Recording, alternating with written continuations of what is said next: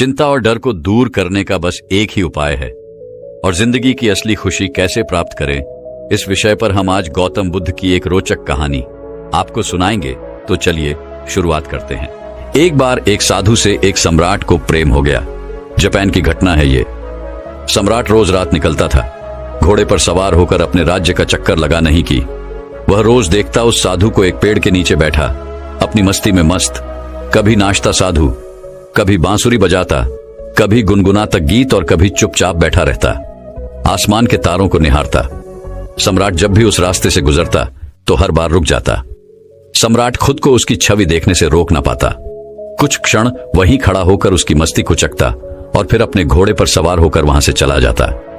धीरे धीरे सम्राट को इतना रस हो गया उस साधुओं में कि समय कब बीत जाता उसे पता ही न चलता। वह खड़ा रहता, दूर चुपचाप एक झाड़ी के पीछे उस साधु की मस्ती को देखता परखता। मस्ती भी ऐसी थी कि खुद भी मस्त होकर महल वापस लौटता। अब तो यह उसका रोज का काम हो गया था।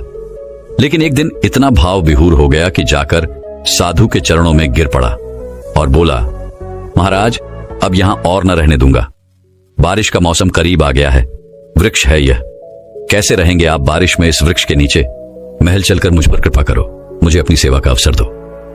यह सुनते ही वह साधु खड़ा हो गया, अपनी झोली उठा ली और कहा, चलो। यह देखकर सम्राट को बड़ा आश्चर्य हुआ। सम्राट कह तो रहा था कि महल चलो, लेकिन उसे प्रसन्नता होती है। यह सुनकर जब साधु कहता कि कौन सा महल, कैसा महल, हम जहां हैं वहीं खुश हैं, हम महलों वगैरह में नहीं जाते, हमने तो कपड़ों, गहनों, महलों इत्यादि का त्याग कर दिया है और तुम हमें वहीं ले जा रहे हो। सम्राट के मन में तो साधु से यह शब्द सुनने की अपेक्षा थी। अगर साधु ने यह सब कहा होता तो सम्राट उसके चरणों में गिरकर थोड़ी और विनती कर लेता, लेकिन साधु को एक बार बोलने से ही चलने को तैयार हो गया। इससे सम्राट थोड़ा सदमे में आ गया। वह सोचने लगा कि कहीं मैंने कोई गलती तो नहीं कर दी, कहीं इस आदमी ने मेरे साथ कोई चालबाजी तो नहीं की, ये कोई महल में ही घुसने की तरकीब तो नहीं है कि यहां बैठकर बांसुरी बजाता ही रहा जब तक कि मैं इस पर मोहित नहीं हो गया।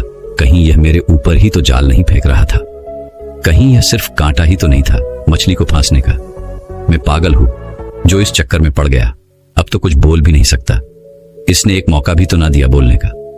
इसने एक बार यह भी तो ना कहा कि नहीं, मैं यहां बहुत मजे में हूं, क्या गर्मी, क्या बरसात, हमारे लिए सब एक हैं। सम्राट ने साधु की तरफ देखते हुए मन ही मन सोचा, क्या साधु है यह?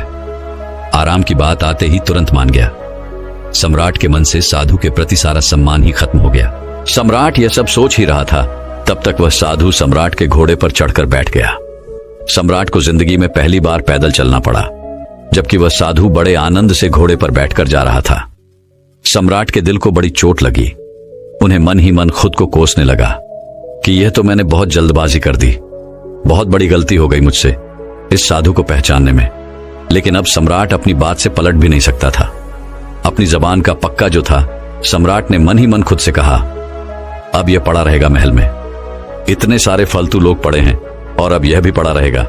लेकिन अब सम्राट के मन से उस साधु के लिए प्रेम और सम्मान पूरी तरह से नष्ट हो चुका था। साधु तो महल में जाकर आराम से रहने लगा, लेकिन सम्राट की समस्या दिन प्रतिदिन बढ़ने लगी, क्योंकि वह साधु बड़ी मस्ती और आनंद में रहता था। सम्राट को साधु से ईर्ष्या होने लगी।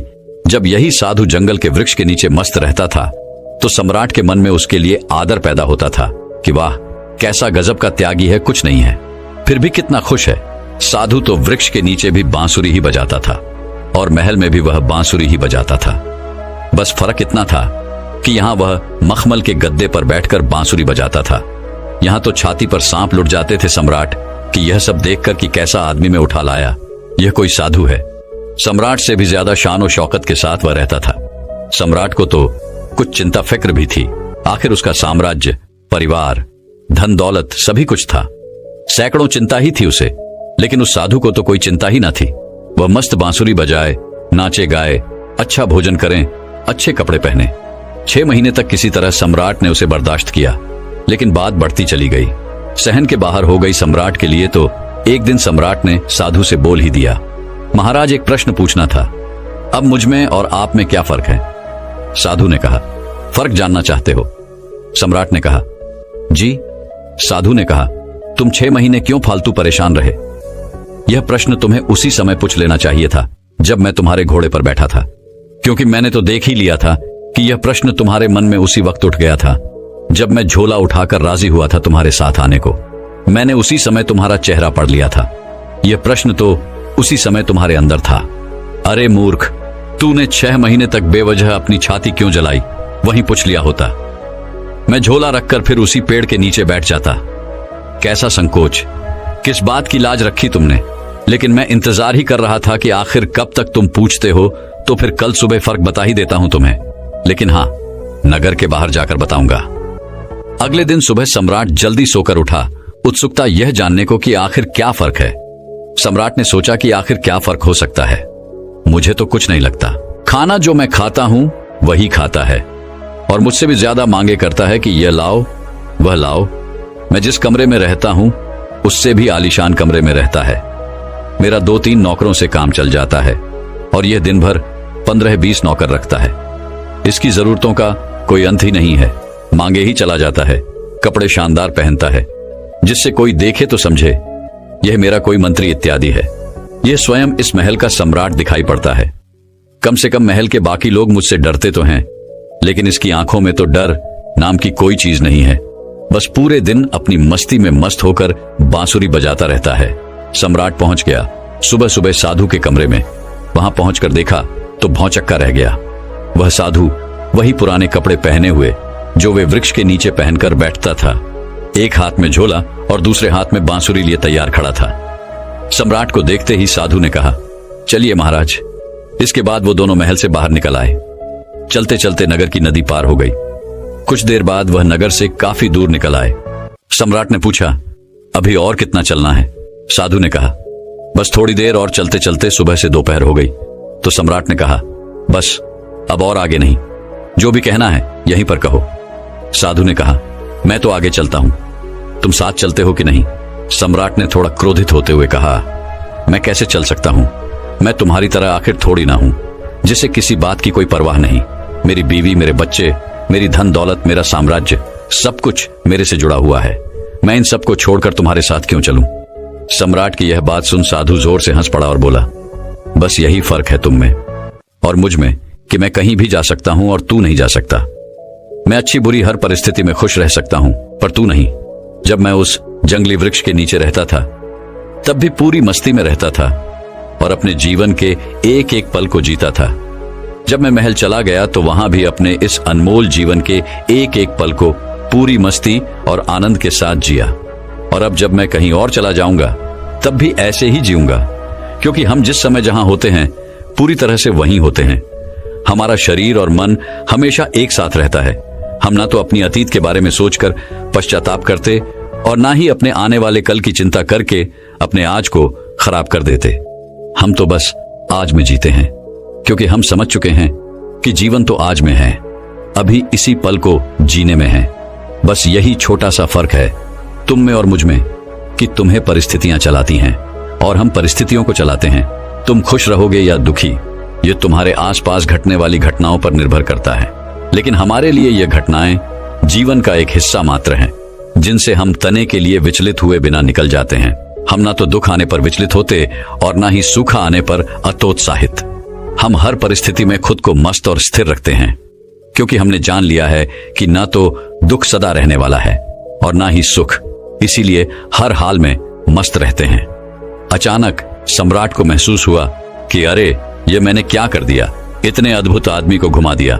6 महीने इसके साथ रहा, पर एक दिन सत्संग भी न कर पाया। सत्संग करता भी क्या खाक। मेरे मन में तो यही चल रहा था कि यह तो एकदम साधारण आदमी निकला, खोटा सिक्का निकला जिसके ऊपर सोने की बारिश हुई थी, लेकिन अंदर से मिट्टी निकला। यह सब विचार आते ही सम्राट ने तुरंत साधु के पैर पकड़ लिए और कहा, नहीं महाराज, आगे नहीं जाने दूंगा। साधु ने कहा, देख, मुझे कोई परेशानी नहीं है।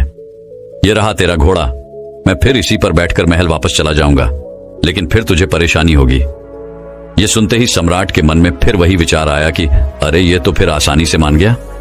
साधु ने कुछ देर तक सम्राट की आंखों में बड़े ध्यान से देखा और फिर कहा, लेकिन नहीं, अब मैं वापस नहीं आऊंगा, क्योंकि तू फिर नहीं सुधरेगा।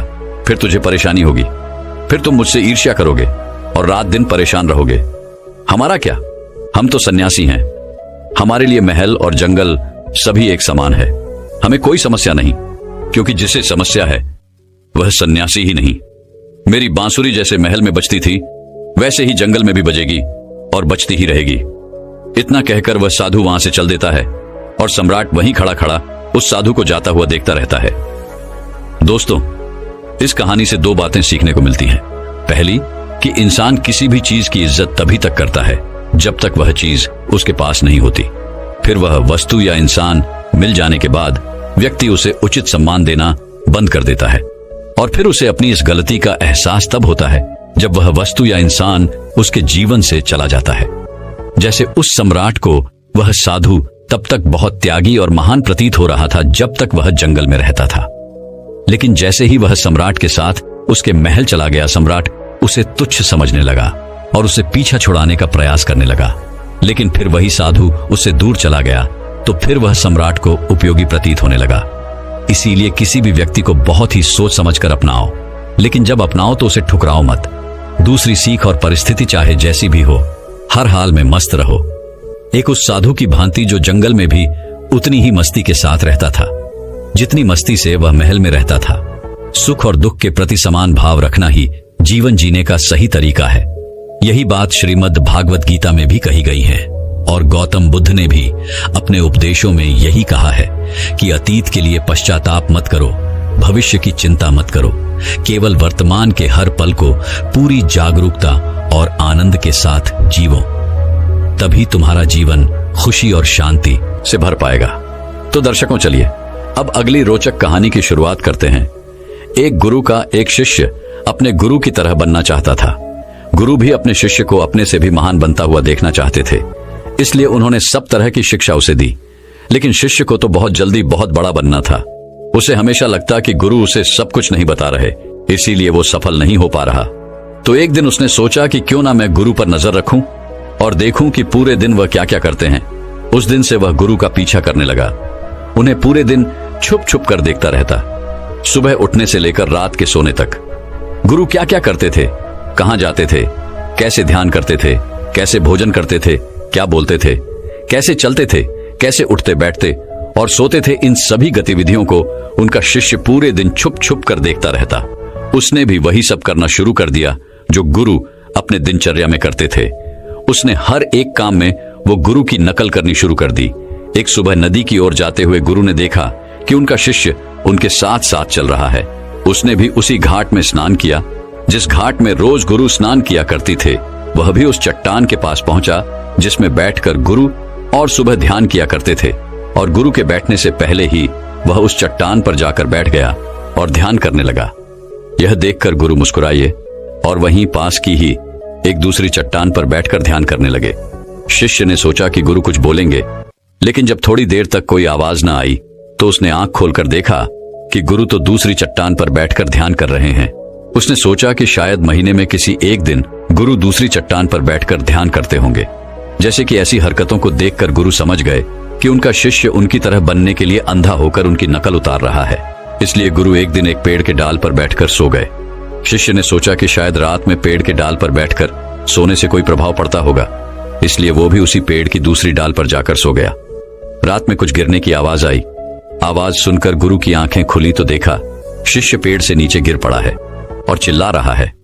गुरु ने जाकर शिष्य को उठाया और कहा कि तुम बिना सोचे समझे किसी दूसरे के रास्ते पर चलोगे या उसकी नकल करने की कोशिश करोगे, तब तुम ऐसे ही गिरोगे जैसे आज गिरे हो। शिष्य ने कहा, गुरुदेव, मैं तो सिर्फ आपकी तरह बनने का प्रयास कर रहा था। गुरु ने कहा, अगर तुम बंदर की तरह नकल करने लगोगे तो हो सकता है कि बहुत प्रयास करने के बाद उस काम को करने लगो जैसे बंदर करते हैं, पर क्या इंसान होने के बावजूद बंदर होना उचित होगा?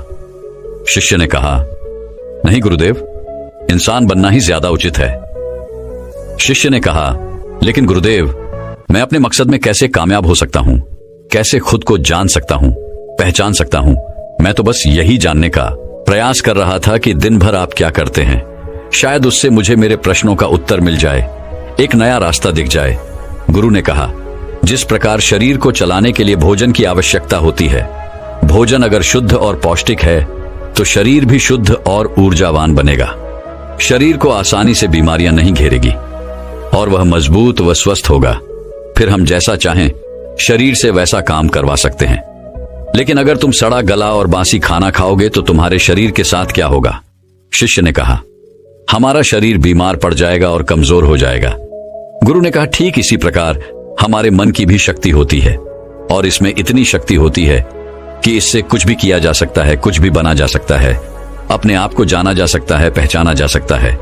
लेकिन इस मन की शक्ति को नापा नहीं जा सकता, तौला नहीं जा सकता। शिष्य ने कहा, गुरुदेव, आप तो इतने बड़े ध्यानी हैं, ज्ञानी हैं, इसीलिए आपके पास मन की शक्तियां हैं जिनका उपयोग भी आप कर सकते हैं।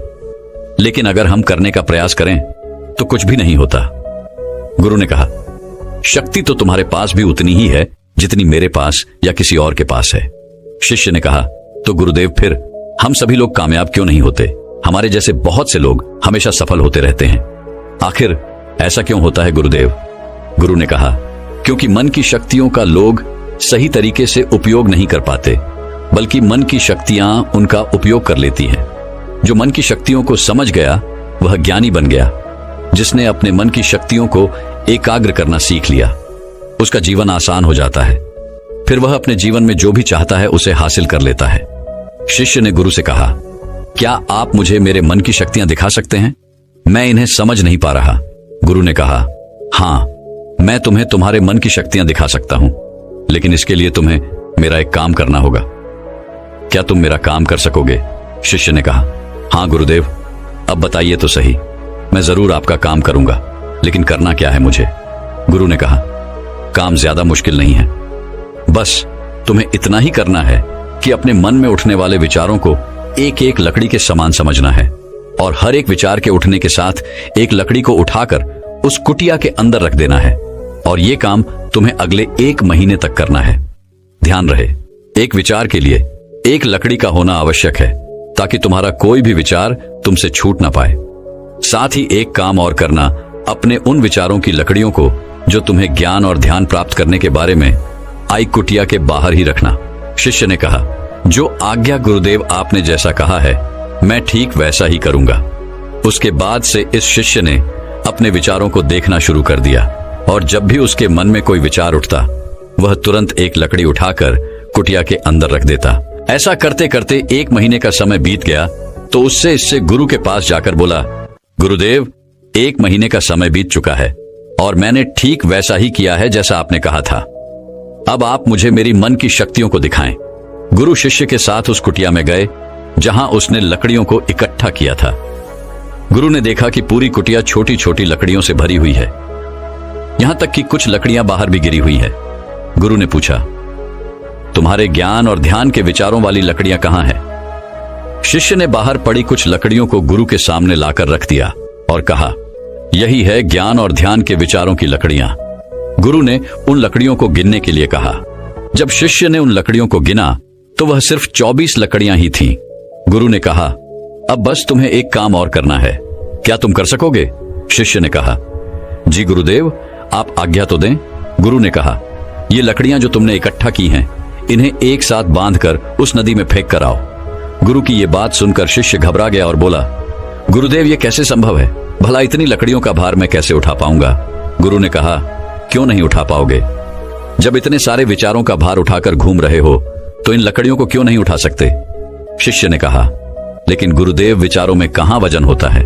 गुरु ने कहा, विचारों में भी वजन होता है। देखो, तुम्हारे फालतू के विचारों के बोझ तले तुम्हारे काम के विचार, ज्ञान और ध्यान के विचार कितने से हैं? तुमने अपने मन की सारी शक्तियां इन बेकार के विचारों में लगा रखी हैं जो इस कुटिया में भरी पड़ी हैं, और सिर्फ 24 लकड़ियों के सहारे ही तुम ध्यान और ज्ञान को प्राप्त करना चाहते हो। शिष्य को अपनी गलती का आभास हुआ। उसने कहा, आप ठीक कह रहे हैं गुरुदेव, लेकिन मुझे करना क्या है? गुरु ने कहा, अगर तुम अपने ज्ञान और ध्यान की तरफ बढ़ना चाहते हो, अगर यही तुम्हारा लक्ष्य है, तो इन फालतू के विचारों को निकाल फेंको। शिष्य ने कहा, लेकिन गुरुदेव, इतनी सारी लकड़ियों को एक साथ मैं अपने सर पर नहीं उठा पाऊंगा। गुरु ने मुस्कुराते हुए कहा, तो एक एक करके फेंक दो। 1 महीने में, 2 महीने में, 1 साल में, 2 साल में, जितना भी समय लग जाए लगाओ, लेकिन इन फालतू के विचारों को अपने मन से, अपने दिमाग से बाहर फेंक डालो। याद रहे, एक विचार छूटने पर सिर्फ एक लकड़ी को ही नदी में फेंकना है। शिष्य ने जिन लकड़ियों को सिर्फ 1 महीने में इकट्ठा कर लिया था, उन्हें फेंकने में उसे 3 साल का समय लग गया। एक विचार के छूटने पर वह एक लकड़ी को नदी में फेंक देता और अब उसके पास ध्यान और ज्ञान के विचारों वाली सिर्फ 24 लकड़ियां ही शेष रह गई थीं। अब उसके मन की पूरी शक्ति सिर्फ ज्ञान और ध्यान प्राप्ति में लगी हुई थी। कोई भी बेकार का विचार उसके मन में शेष नहीं बचा था। एक दिन ध्यान करते हुए अचानक यह उठा और गुरु के पास जाकर बोला, गुरुदेव, ऐसा लग रहा है जैसे मैं कहीं अटक गया हूं और अब मैं आगे नहीं बढ़ पा रहा हूं। गुरु ने कहा, अब उन 24 लकड़ियों को छोड़ने का समय आ गया है, छोड़ दो उन्हें। शिष्य ने उन 24 लकड़ियों को छोड़ने में 1 साल का समय लगा दिया और जब उसने आखिरी लकड़ी को नदी पर छोड़ा तो वह वहीं पर बैठ गया और बैठा ही रहा। सुबह से शाम हो गई तो गुरु उसे ढूंढते हुए नदी पर आए। शिष्य की आंखों में देखते ही गुरु समझ गए कि वह संपूर्ण शांति में खेल रहा है। शिष्य ने गुरु की तरफ देखा, लेकिन शिष्य ने कुछ नहीं बोला और दोनों एक दूसरे की तरफ देखते हुए चुपचाप वहां से चले गए। दोस्तों, हमारी शक्ति लाखों करोड़ों विचारों के रूप में बिखरी पड़ी है। इसमें से कुछ अच्छे विचार हैं और कुछ बुरे। हमें बस अपने अच्छे विचारों को पकड़ना है, क्योंकि अगर हमने अपने अच्छे विचारों को नहीं पकड़ा तो बुरे विचार तुरंत हमारे मन पर कब्जा करना शुरू कर देंगे और हम नकारात्मकता की ओर खींचे चले जाएंगे। गौतम बुद्ध कहते हैं कि जब भी आपके मन में कोई अच्छा विचार आए तो तुरंत उस विचार को पकड़ लो और उस पर काम करना शुरू कर दो। मन की शक्तियों का उपयोग करना बहुत ही आसान है, बस हमें उसी पर ध्यान देना है जो हम करना चाहते हैं। लेकिन हम एक साथ बहुत सी चीजों पर ध्यान देने लगते हैं, जिससे हमारा मन उस काम से डिस्ट्रैक्ट होने लगता है और हमारी मन की सारी शक्तियां बिखर जाती है। दोस्तों, मैं उम्मीद करता हूं कि यह कहानी सुनने से आपके जीवन में अच्छे बदलाव आए होंगे। आपको इस वीडियो से क्या सीखने मिला, ये कमेंट करके जरूर बताएं और अपने परिवार, दोस्तों या आपके करीबी इंसान के साथ ये कहानी शेयर करके उन्हें भी इस ज्ञान से परिचित करवाएं। बाकी अगर आपको ये वीडियो दिल से अच्छी लगी हो तभी इस वीडियो को लाइक कर देना और आपने अब तक इस चैनल को सब्सक्राइब न किया हो तो चैनल को सब्सक्राइब भी जरूर कर देना। आपका हर दिन शुभ हो और खुशियों से आपका जीवन भरा रहे। धन्यवाद। नमो बुद्धाय।